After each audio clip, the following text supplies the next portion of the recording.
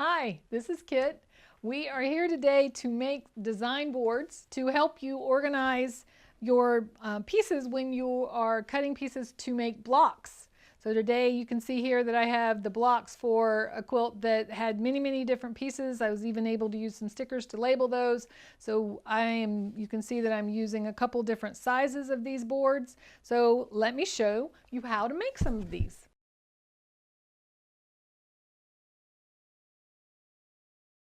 We're going to be working on Lori Holt design boards. These are boards that I use when I'm piecing quilt blocks. I will cut my pieces and put them on the square, and then I can take this over to the sewing machine, to the iron, and keep my pieces together, and I know what I'm working with.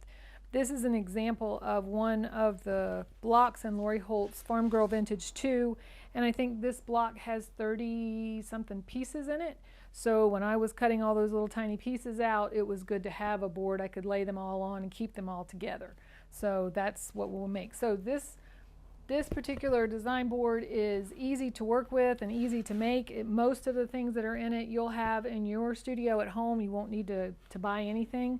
I'm using, it's got batting on the top of it, which helps to keep things from sliding off and running away from you, and a 2.5 inch strips that you cut and sew, and I'll show you how to do that.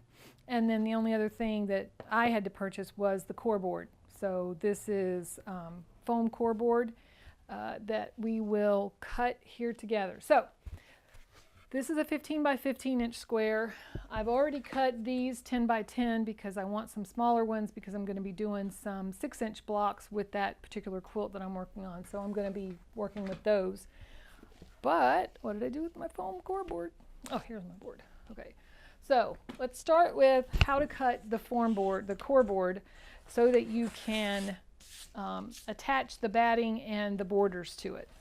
So what I've been doing is, because I want mine to be 15 by 15, and this ruler is 15, I'm going to put this on the board and line up the second ruler to it. And I have a particular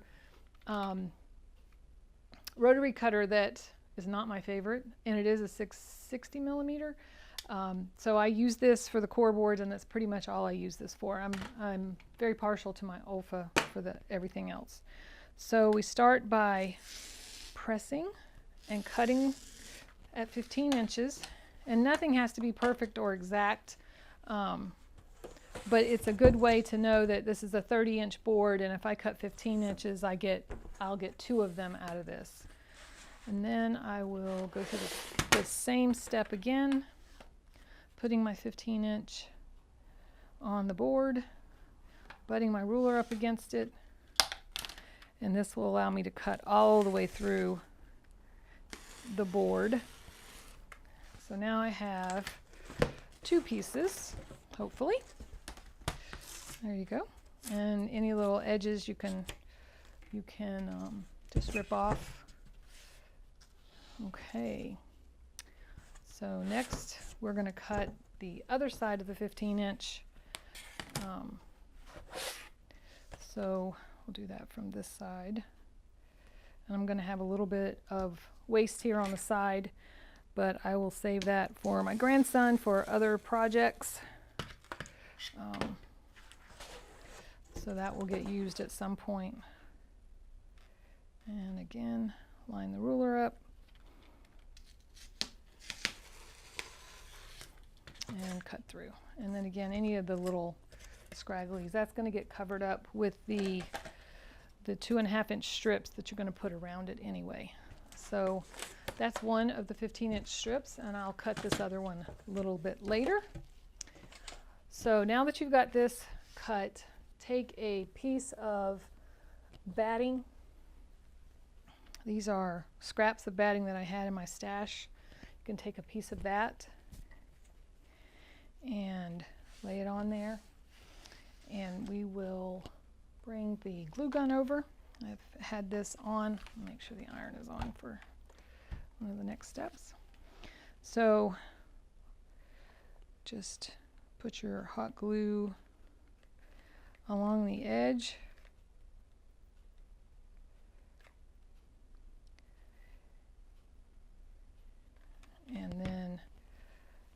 your batting on it. Give that a minute to dry. And you're going to, when that dries a little bit, you're going to put hot glue on the other side and kind of stretch that on there. So let's start putting that on there.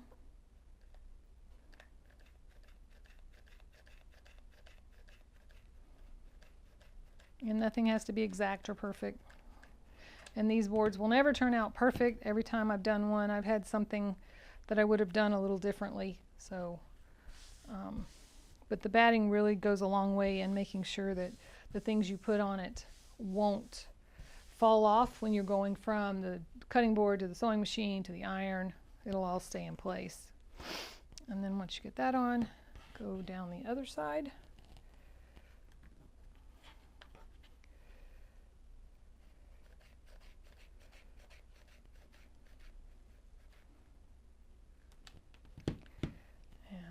Down, and one last side.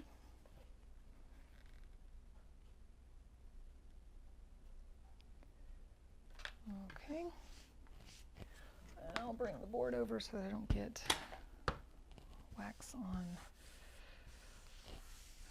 Okay, so now that that's on there, you can, let's see if this will work, and if it won't, we'll use scissors.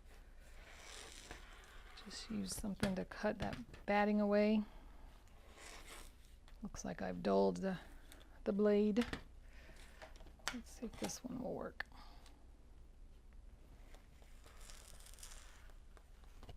Okay, so we'll just trim this batting on all four sides.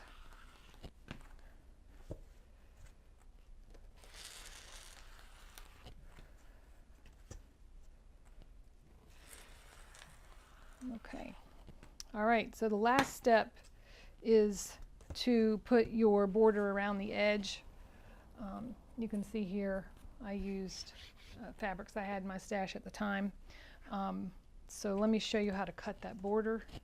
I'll take some fabric from my stash and cut this.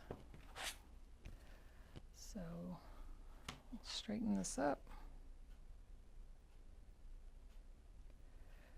And we don't waste Tula Pink, so we'll make sure. Okay. And I want 2.5-inch strips. And because this is a 15-inch block, I need 60 inches. And I know that this is about 44, so I will cut 2 strips and stitch them together like I would a binding. Okay, so we've got these 2 strips. I would go over to the sewing machine and stitch those down. Hi, welcome back. My iron wasn't on, so we've turned it on and it's heated back up. So while I was waiting for that to happen, I walked over to the sewing machine and I took the 2 strips and sewed those together like I would a binding. So right sides together, turned at a 45-degree angle, and stitch. So now I'm going to use a ruler to trim off the seam allowance from that, and that will cut off the little knobs. All right, so now I will use the iron to press my seam allowance, and then once I get that pressed, I will show you how to prepare this 2.5-inch strip to go onto the design board. So you fold it in half long ways, and you just keep going from one end of the strip to the other to get a nice seam in the middle of the strip. And you're going to use this line for the next step of ironing. So we'll go down the whole strip.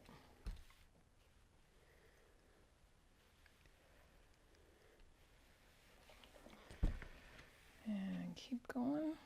And I do when I piece these 2 together, I did piece them together at an angle like that because it it really helps not to have too much bulk in one place, because when you use the glue gun to attach this to the design board, I got that a little bit. When you use the glue gun to attach this to the design board, you don't want there to be a bulk there that doesn't want to lay down, because if you'll notice in one of my boards from a previous time, where I was at the end, it wants to stand up. It doesn't want to lay down flat, and I don't want to have that that happen any more than it has to. So by cutting it at by stitching at a 45-degree angle, I eliminate some of the bulk that might otherwise happen.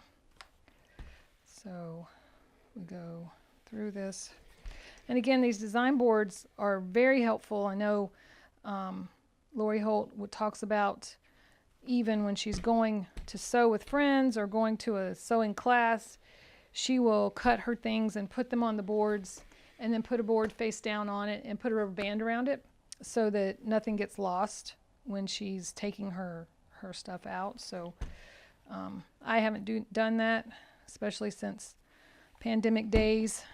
Everything's been here at home, so in my home studio. So okay. So this is folded in half, and there's plenty, there will be extra, but we're going to go across then. And then the next thing, now that I have a center seam in it, I'm going to lay it down, and I'm going to fold it over towards that center, fold each side towards that center. So just put the iron on it and just keep going down. Okay, so I'll go all the way down the strip, pressing that to one side, and then I will turn it around, and I will do the same thing on the other side. So just for this demonstration purpose, I won't go all the way down the strip because I've got one ready to go. So I lay that down, and now I can press. So you're going to press it all the way down, and then when you're done pressing, get a little tangled up here. When you're finished pressing, you'll take it over to the sewing machine where you have pressed it in the middle, and then you press both sides towards the middle. Now you've got a smooth strip. So when you've done that all the way down, you'll have a smooth strip. You take that to the sewing machine and zigzag that down, all the way down, and you will end up with something like this. So it's just stitched down. There's a zigzag stitch there on the outside, a little bit decorative. You can't really see that because I kind of matched the thread to the fabric. So now we will move on to the final step, which is actually attaching this to the board. Now, when Lori Holt does this, she will attach it, and I'll show you that in a little bit. So we're back to the glue gun. So bring this back over. All right, so we're going to start.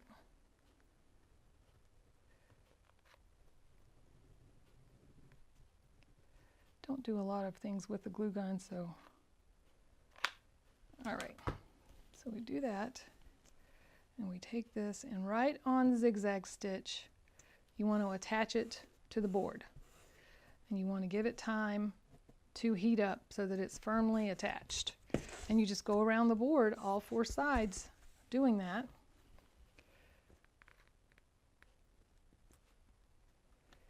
And you'll go all the way around, and then I'll show you how to finish it on the final side.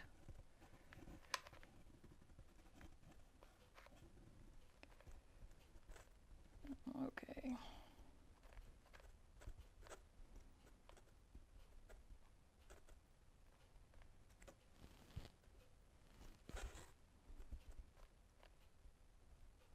Okay. All right, and then we fold this over.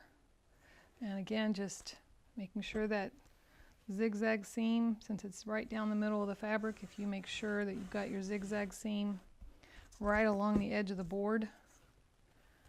And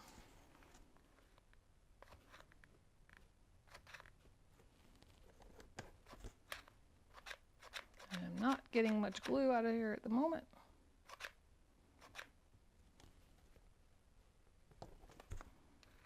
There we go. Get it to pick up the second. All right, like, as you can tell, it doesn't have to be perfect. Like I said, I've not used the glue gun a whole lot in my crafting, so you want to get it on there relatively quickly before the glue dries, and then just give it a chance to cool off. You can see here, let's add a little more glue here.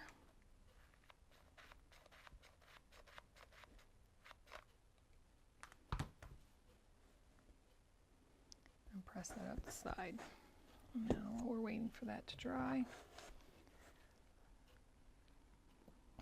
Move this to the other side. And if you feel like gluing is a little slow and you're afraid your glue will get dry before you're ready, you can go ahead and press it down. Do half of it and press it down, and then go on and do the other half. It's a very forgiving project. So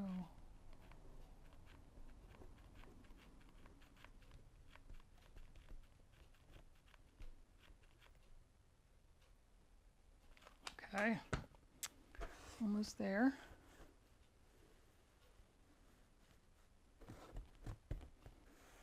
Okay, so this is the side where we're going to finish this up, and I've seen this done where you bring this around and you snip it off and fold it under. But as you can see from this one, this doesn't want to lay down very well, so I am going to try, and this is the first time I've done this, so I'm going to take a pair of pinking shears, which I almost never use, and cut it with that, because this isn't going to fray, it's not going in the washing machine. So let's try.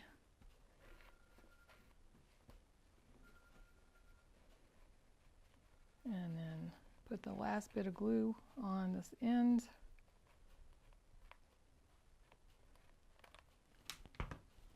And fold this over. Okay. So now the next step is simply to glue it down on each side so that you've got the final step of the board. So you can take the board and come along here and put your glue down from one corner to the other, and very quickly lay this down. Ugh. Put it on my fingers.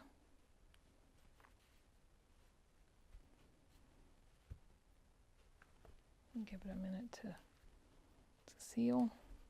And if you get concerned that you're going to burn yourself with the glue gun, you can definitely use like a stick or something that will get you away from the heat of the glue gun. I find that I don't usually have too much of a problem, but I do keep it close at hand in case I need it. For instance, when doing the corner, I want that corner to stay down, and so I will use the hot glue gun to hold that down. And if you let that dry just a little bit without drying completely, you can come back and pull that excess glue away. You just have to kind of be careful that you're letting that cool but not totally cold. Okay. All right. Now let's go down the next side. And again, we're going to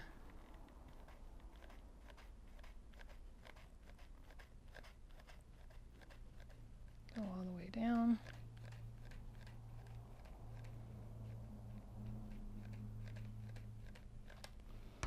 Okay, and get this pressed. And you can take the stick and rub it along the edge just to make sure everything is stuck.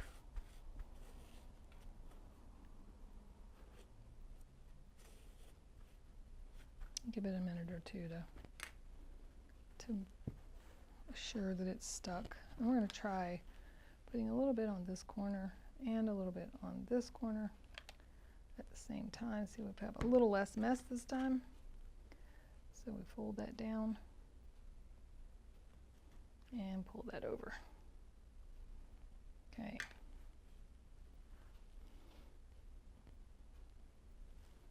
And we'll hold on to that. And so we're going to go all the way around the board, and then when we're done going around the board, we're going to turn it around to the back and do the same exact thing. And when you're done with all of that, then your board will be done. Let me do a little bit more so you can see one more corner.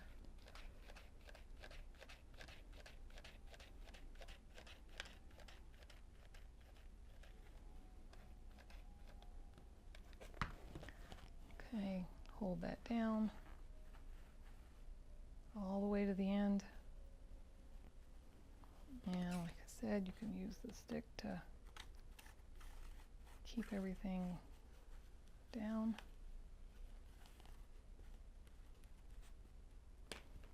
Let that cool. And then there's one more side here on the front, and I am going to put a touch of glue where these two overlap. That was probably more than a touch. And attach that. And then come back and do this last side.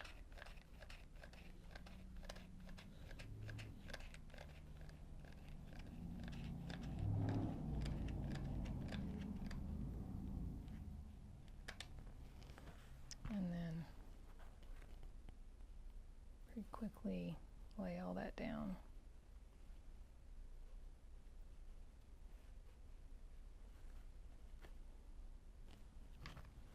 And tack down this last corner. I do have a little extra glue there. Let's tack a little bit more down here.